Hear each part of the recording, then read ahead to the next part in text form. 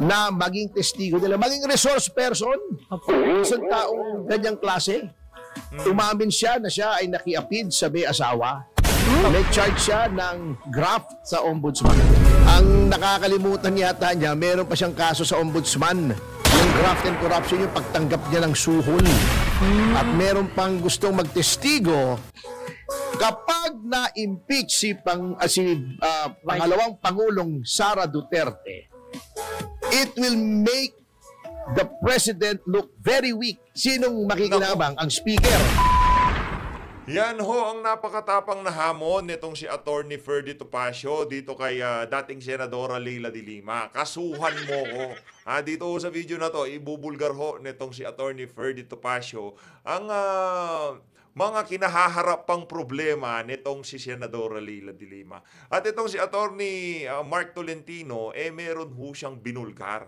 Ito ho pa lang si Vice President Sara Duterte, immune from suit.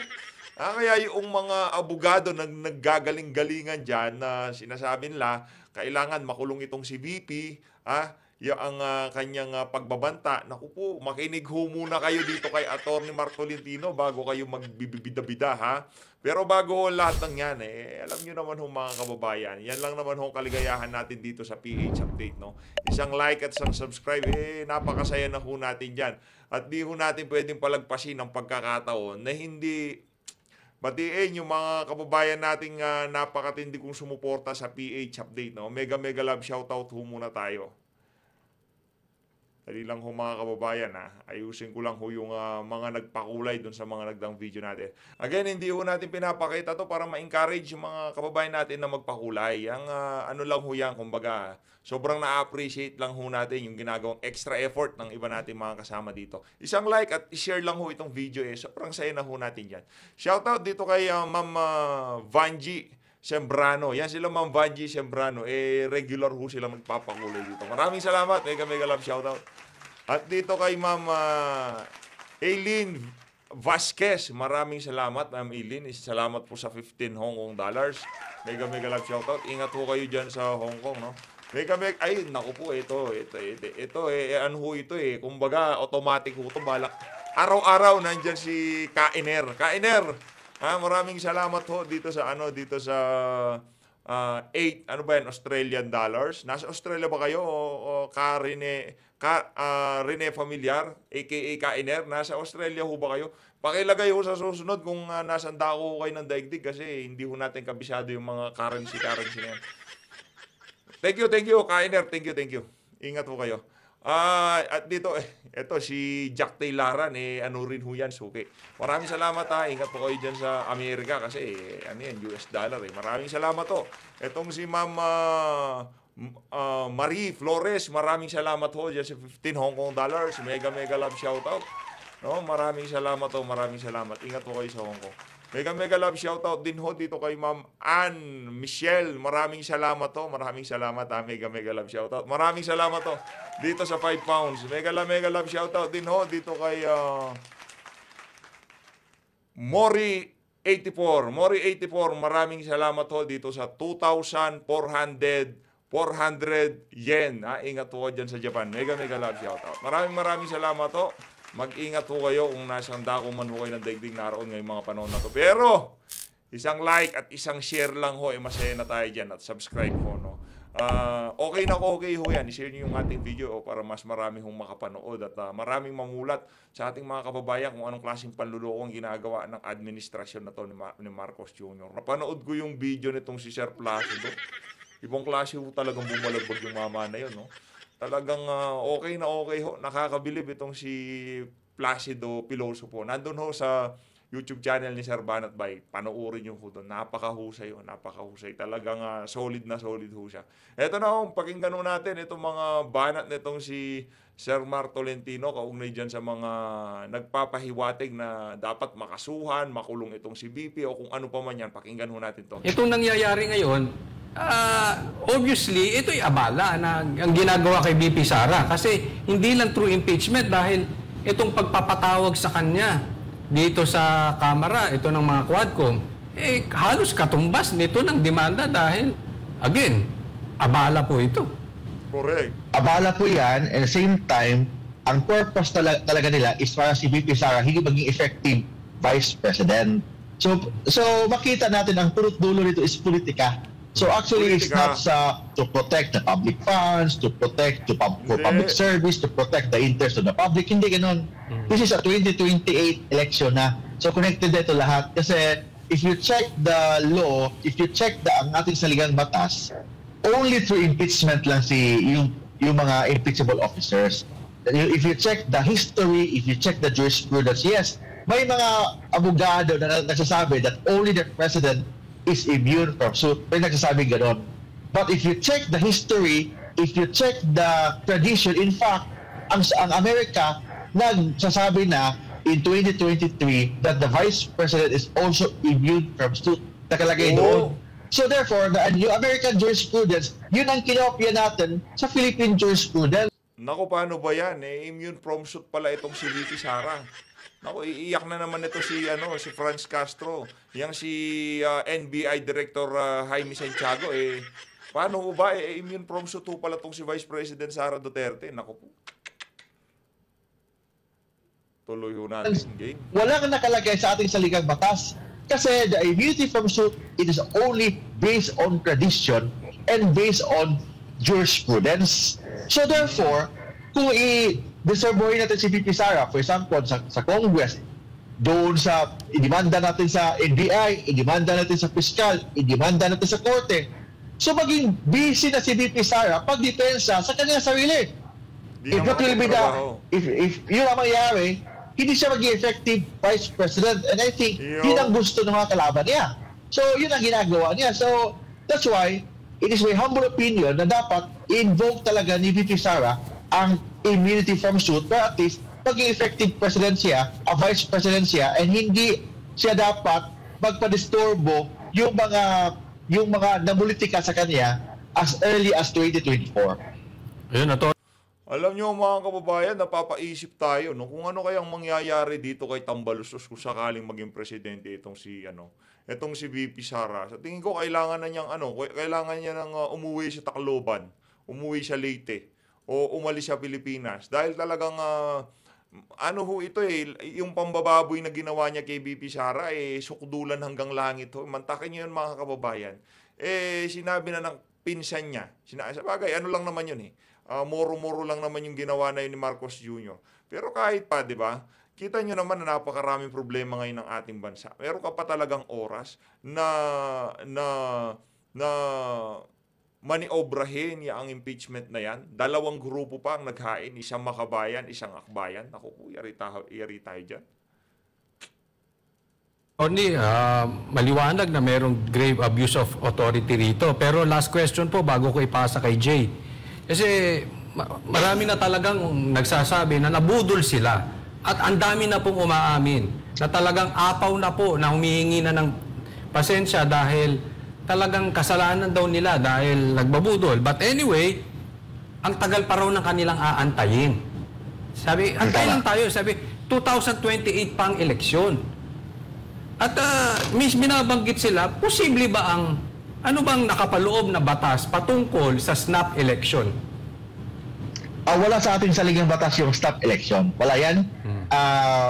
Pero if you check the 1987 Philippine Constitution, wala nga din nakalagay na people's power or wala nakalagay na gano'n. So, but the Philippine Constitution, it is the law galing sa taong bayan. So therefore, ang taong bayan pwede nilang isuspend ang operation ng ating saligang batas to a people power kung gusto nila. But hindi naman simpleng bagay yan na sabihin ng people power tayo, hindi pwedeng ganon. Kailangan pag-isipan yan, kailangan na tingnan natin. Sabi nga ni Senate President or ni Secretary JPE that this is a zero-sum game. Pwede kang manalo, pwede kang matalo. So dapat pag-isipan yan. So hindi yan easy na simple na bagay na basta-basta na lang gawin ng taong bayan. Kita naman mga kababayan. Kita naman mga kababayan, 'di ba? Kung anong klaseng loyalty check ang nangyayari diyan sa diyan sa House of Representatives. Pati yung mga high-ranking AFP officer nagre-report sila dito kay Tambaluslos. Kaya yung mga nagbabalak hinay-hinay ho muna dahil napaka mapanganib ng mga ganyang klaseng galaw, lalo na ngayong mga panahon na to. Ito, kay Attorney Ferdy Topacio naman ho tayo. Ito, natatawa lang ako rito kay Laila de Lima. Ito, factual to hindi libelous to. Pero kung gusto niya akong demanda ng libel, go ahead. Naku. Ang lagi niyang pinangangalandakan, siya daw ay na-acquit na ng yung drug trafficking charges. Ang nakakalimutan yata niya, meron pa siyang kaso sa ombudsman. Yung graft and corruption, yung pagtanggap niya ng suhol. At meron pang gustong magtestigo na siya ay tumanggap ng suhol. Ito ay lumabas ng dati ito, kaya hindi libelous ito. Dollars na ang total ay 5 million pesos na ibinigay sa kanya sa isang bag ng Hermes. At nako po, bag ng Hermes, 5 million, dating Senadora Leila de Lima. Ayan na nga ba sinasabi natin? Naglalabasan na yung mga kabulukan nitong si de Lima. Baka nakakalimutan nila, may disbarment pa si Binibining de Lima sa Supreme Court na hanggang ngayon ay hindi pa nadidesisyonan. At hindi lang yan, but wait! There's more! Parang TV shopping lang, ha? Galing ng memory. But wait, there's more! Meron pa yung contempt charge. Anong contempt charge ito? Sa Korte Suprema. Bakit?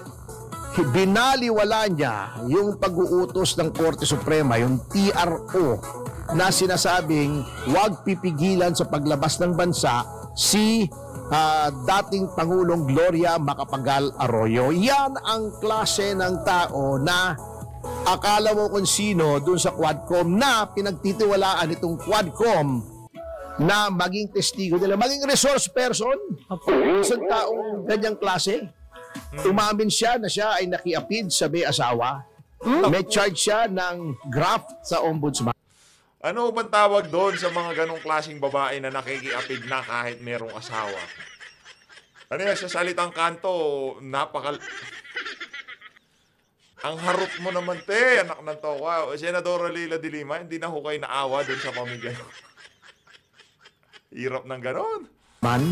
May disbarment siya dahil siya for immorality. Oh, yeah. At meron siyang contempt. Siya ay opisyal ng gobyerno at abogado pa man. She is an officer of the court. Binaliwala niya yung pag-uutos ng Korte Suprema. Yan ang klaseng tao na ginudyos ng administrasyon na ito. Resource person pa. Ganyan, ka-morally bankrupt ang administrasyon na ito. Si Laila de Lima na ang iyong frontrunner, ang iyong spokesperson, ay malaki na ang problema mo. Mapakalaki. Kaya nga, no, ang naghain na, kung titingnan ho natin ang track record ng mga naghain ng impeachment dito kay Vice President Sara Duterte, etong si Senador Leila de Lima na di umano, masyadong maharot. No, pati yung asawa na may asawa, di umano, nakikikalantari siya. Tapos meron naman ho, convicted yan si Franz Castro. Tignan nyo ho yung mga track record, ha?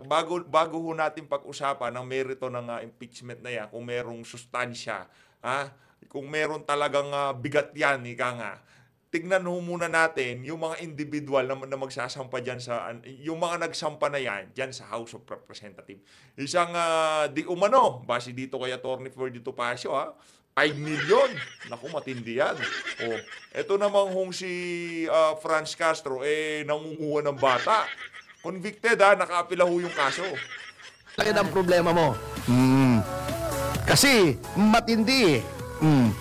Ngayon, so impeachment kay VP Sara, si Larry Gadon naman ay nag-file ng disbarment. Actually, yan si Larry Gadon, pasensya na, kaibigan ko yan, ngunit sinabi ko na sa kanya, yan disbarment po, yan ay confidential. Pagka ikaw ay nagpa-file ng disbarment, according to the rules of court, ikaw ay hindi mo dapat yan ay pinapublicize.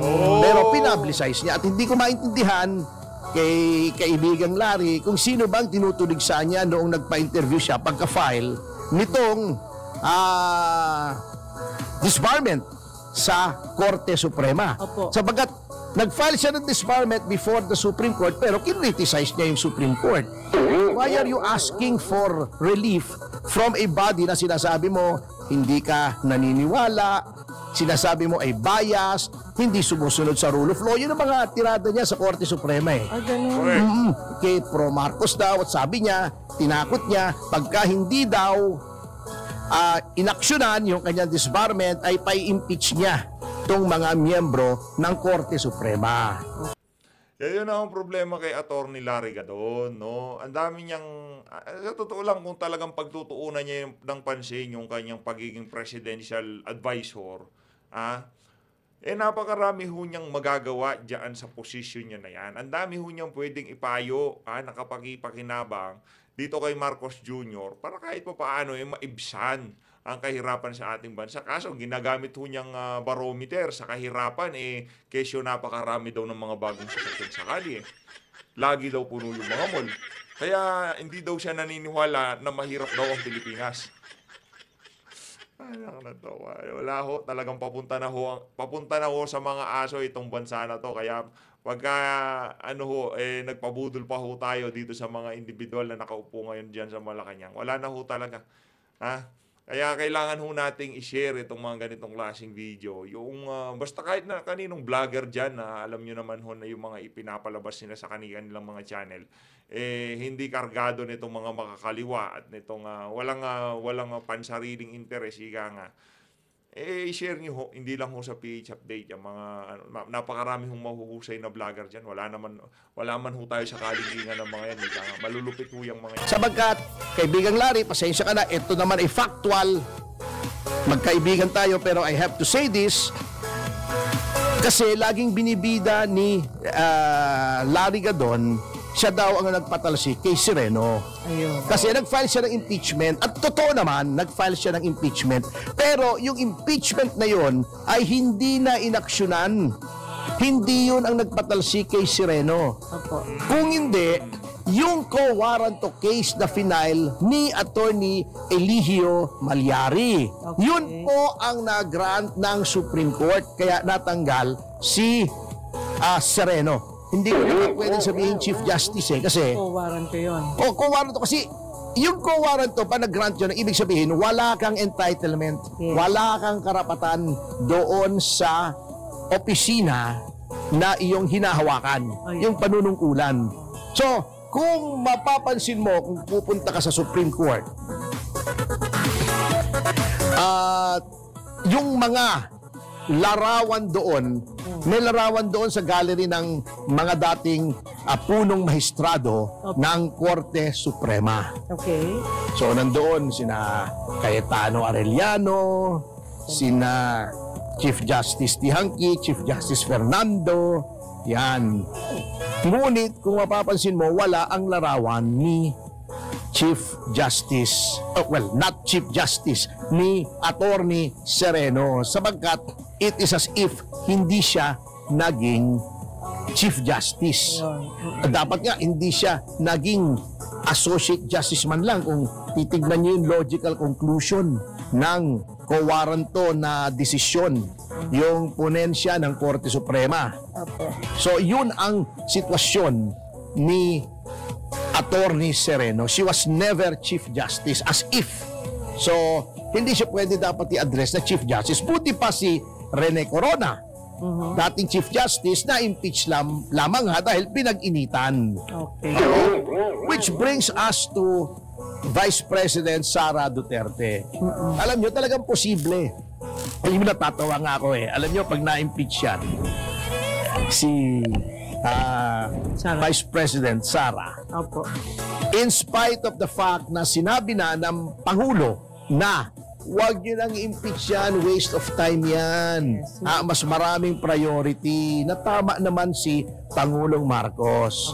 Ang problema, di sinabi nga ng ang Bakabayan Black, huwag kang mangingialam dito, ikaw ay executive. Kami ay lehislatura, hindi mo kami dapat pinapakialaman dahil may separation of powers. Technically correct. But ang presidente, kahit siya ng executive, nagsiset ng legislative agenda ang presidente. Kasi hindi Yo. porket separation of powers, hindi na kayo magko-cooperate. Kahit ano sabihin ng presidente, baliwala sa iyo. Kaya nga, meron tayong proseso na kapag ang isang bill na final ng isang mambabatas ay sinertify na urgent ng executive, ng Pangulo, ito ay Mabilis inuuna. pa. Bakit? Yo. Sapagkat, although under our constitutional government, ang Pangulo ang nag-execute ng batas, anong i-execute mong batas kung walang batas? Ayun. So, sinong gumagawa ng batas? Of course, ang lehislatura. Yes. Ang batasang pambansa. Composed of the Senate and the House of Representatives. Ngayon, di ba ang chief executive nga, ang punong ehekutibo ay Pangulo. Siya ang nagpapatupad ng batas. Opo. Kumbaga siya ang in charge kung anong direksyon pupunta ang Pilipinas, ang ating bayan. Kaya nga number 1 yung plaka niya eh. Although talagang pare-pareho na ang chief executive, siya yung puno ng ehekutibo, ang chief justice puno ng hudikatura, at ang mga puno ng lehislatura ay hatian eh. Ang Senate President para sa upper chamber at sa lower chamber or lower house ay ang speaker. Okay. Pero, so dapat yan separate but co-equal. Co-equal sa powers pero hindi pwedeng lahat number 1. Ayun. Di ba? Di ba? There can only be one. Di ba sabi nga. Opo. Doon sa Highlander, yung show, di ba? There can only be one. So, talaga naman, by tradition, ang pinakamataas na pinuno o ang pinakamataas na opisyal ay yung Pangulo. Pangulo, yes. Oo, kasi nasa kanyang power of appointment and execution ng laws. Kaya nga yung plaka niya number 1, di ba? Number 2, yung Vice President. Ewan ko, number 3 yata yung Speaker. Ano ba yung protocol? Senate President. Number 4 yung Speaker. Yeah. Oo. Number 5, Chief Justice. Number 6, Justices of the Supreme Court. Pero meron ako 6 cabinet eh. Noong, hindi naman ako naging miyembro ng gabinete. Ang alam ko lang cabinet, yung nandun nilalagyan ko ng sapatos. Number 6 yata i-google nga natin kung ano-ano yung protocol. Pero Anyway. tatandaan ko lang 888 eh, puro 8. Hindi, special plate yun. Binabayaran yun sa Kapag gusto LTO. nila. Oo. Okay. Mm-hmm. So, kung ganito pala ang nangyayari sa ating bansa at yung presidente ay hindi na rin pinakikinggan. Oo. Kasing, Ang akin, sabi ko, separate but co-equal. Pero ang nagsiset ng legislative agenda, hindi, ang pagkakamali dyan, kapag hindi sinunod ng legislatura, hindi ko sinasabing kailangang sundin. Ngunit, hindi naman ang power dyan ay hard power na tinatawag na may karapatan kang pag-utusan ang mga mambabatas. Wala. Opo. Pero talaga, ang presidente exercises soft power sa buong machinery ng gobyerno. Opo. Okay. Hindi naman ito paglabag sa constitutional guarantees of separation of power sapagkat talagang siya nagseset ng legislative agenda. At kung mapapansin mo, dito nga, alam mo, one of the reasons kung bakit hindi umaasenso talaga ang ating bansa. Yung presidential system natin, from the time 19 kopong-kopong pa, kung sinong presidente, kung anong partido ng presidente, doon lahat nagsisiksikan. Nagkakandarapang sumanib yung mga miyembro ng lehislatura. Okay. Di ba sinasabi nila, ang partido ng Pangulo ang may super majority. Opo. Hindi na dahil siya ay Pangulo ng Pilipinas. Sumunod kayo. Opo. Yun na lamang siya ay ang Pangulo, ang pinakamataas na opisyal ng iyong partido. At ito ay party line. May tawag dyan, hindi party line yung panahon natin na pagka may tumatawag kami biglang aangat, hello, party line. Hindi na naabutan ng mga Gen Zers, mga millennials eh. Dati po, yung telepono, dalawa kayong gumagamit isang linya. Nag-aaway. Oo. You take turns. Pag may gumagamit at inangat mo may gumagamit, dapat yun, kung may mabuting asal ka, ibababa mo yun. Bigyan mo. Oo, then hihintay mo matapos sa tatawag. Or kung may emergency, alam mo, tatawag ka ng doktor, party line, pwede po bang makasingit at tatawag po ako ng doktor, emergency. Kung ikaw naman yung party line at maayos din ang pag-uugali mo, siyempre, sige po, eto, may emergency daw yung party line namin, babay na, mamaya na lang yun, ganon. Eto, ibig sabihin yan ang polisiya ng partido. Ayun. Sumunod kayo. Dapat sumunod. Kita mo, Okay. example of strong leadership. Nung sinabi ni Pangulong Duterte, wag niyong ma-impeach ang si Lenny. Hinalal ng tao yan. Oo nga. Walang nagtangka, di ba? May nag-file ba ng impeachment? Wala eh. Ibig sabihin, respected talaga siya. Pag ikaw sinabi mo na wag niyong impeach si Sara at may gumawa pa at may nag-endorso pa na miyembro ng majority, hindi pinakikinggan ang leadership mo. Anong mangyayari nito? How will that make the president look? Kapag na-impeach si pangalawang Pangulong Sara Duterte, it will make the president look very weak. Sinong makikinabang? Ang speaker. Ibig sabihin, ang speaker lang, ang sakalam. Baliwala yung presidente. Hindi ko pinakikinggan yan. Ngayon naiintindihan natin yung mga power play dyan sa House of Representatives, yung mga maniobra kung tawagin, no? Talagang itong si Tambaluslos, nalasing na sa kapangyarihan. Pati yung kanyang prinsiya na presidente na dapat sana nagkakaroon sila ng corroboration. Hindi na ho niya pinapansin yun. Ang gusto na lang mangyari nitong si Tambaluslos, kung ano na lang ang makakabuti sa kanyang kandidatura sa 2028. Yun na lang. Paano nga naman yan? Kung sakaling matanggal mo si VP Sara sa political arena, nandiyan pa si Raffy Tulfo, di susunod mo na naman si Raffy Tulfo. Naku, walang confidential fund yun. Paano mo sisiraan yun? Si Senator Robin Padilla. Naku, wala ho talaga. Nagsasayang lang kayo ng panahon nyo. Imbis na atupagin nyo itong si VP Sara, siraan nyo siya, paratangan ng kung ano-ano, magtrabaho na lang ho kayo. Para meron naman ho kahit papanong balik yung sasambay ng Pilipino, yung pinapasweldo sa inyo. Yun na lang ho, Mr. Tambaluslos. No? Yun na lang ho ang gawin nyo. Oh no. Ngayon, since pinsan din naman niya yung speaker. If ever. Pinsan niya yung speaker.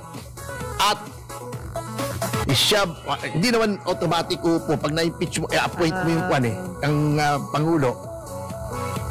Katulad nung pag walang pangalawang Pangulo, ina-appoint yan. Katulad nung si Gingoona, di ba, ina-appoint nung naging presidente. Si Gloria Macapagal Arroyo dahil na-impeach si Pangulong Estrada. Walang pangalawang Pangulo, ina-appoint si Jopisto Gingoona. Anyway, pinsan mo naman ito, di ba sabi nyo, isang direksyon lang yan.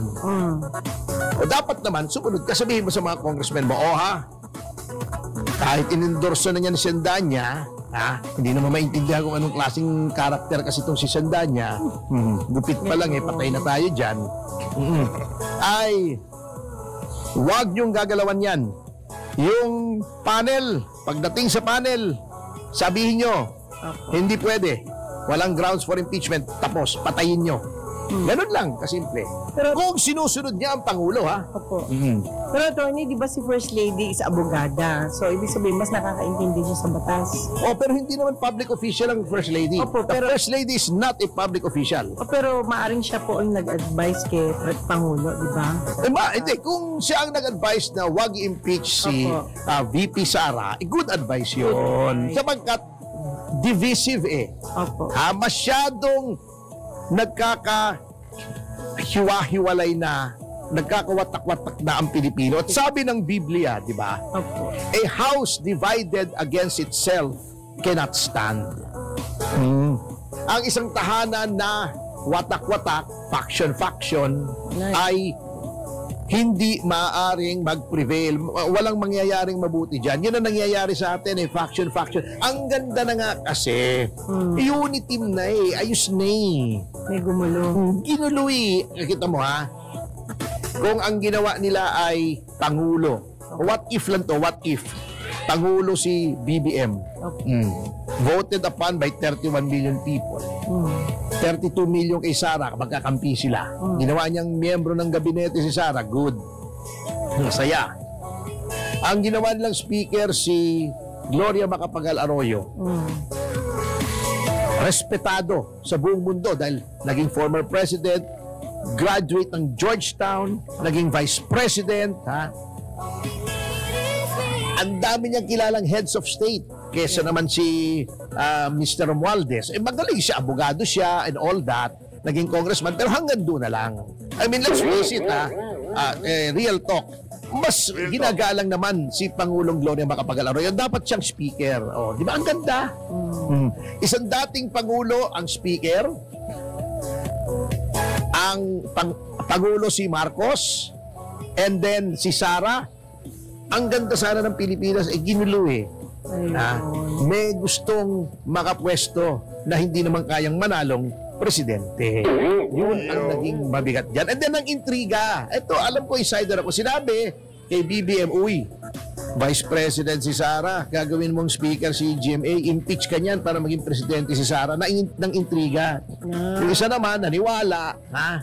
Ngayon, yung golden opportunity ay lumipas. Diba sabi, yan ang sinasabi ni then Governor El Rey Villafuerte, a very close friend of mine, sa akin. Sabi niya, the Filipinos never let, may sinabi siya sa akin, nakakatawa we never pass up an opportunity to pass up an opportunity. Well, hindi natin pinalalampas Opo.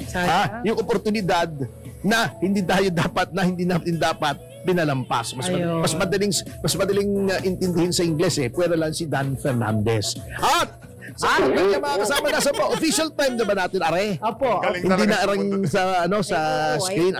Okay na po yan di yun po. Sayang. Ayun na nga mga kababayan, dito na unang tatapusin ang mga banat na yan. Itong si Atty. Ferdy Topacio. Maraming salamat po sa pagsuporta sa PH Update. Mag-ingat po kayo lahat. Mahal natin ng Pilipinas.